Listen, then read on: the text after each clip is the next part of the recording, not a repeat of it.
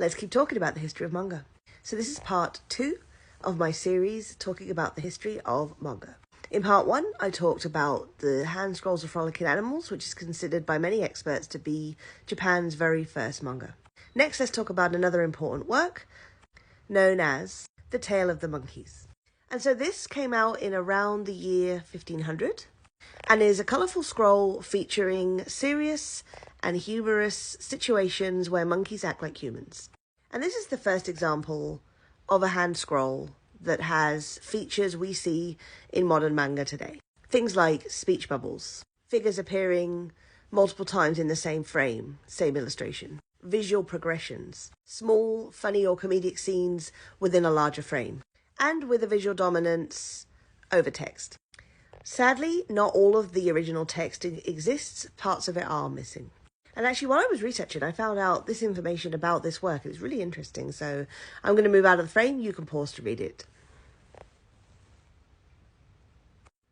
But the TLDR, if you don't want to read it, is that basically this hand scroll, first of all, is the only text of this tale in existence. So it's really sad that parts of it are missing. And it's part of a group of works called Iruimono.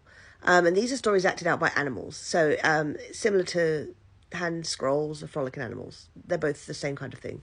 And so this story is telling the tale of Yoshinari Yasubura of Mount Hiei. And he's being entertained by his prospective father-in-law, Prince Shizubani of the Hiei Shrine.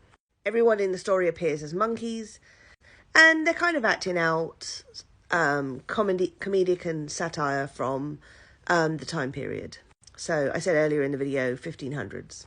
In fact, in parts of the scroll, they are showing scenes of feasting and tea ceremony. Tea ceremony is an extremely important cultural practice of Japan.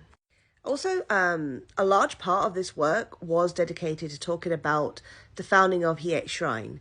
So it's possible that this was intended not just as a piece of entertainment, but also to document history. And this is just another photo I found. I found this on Google Arts and Culture, and this was a really, really good look into the work. And so that concludes my video on The Tale of the Monkeys, another important point in the history of manga. Thanks for watching.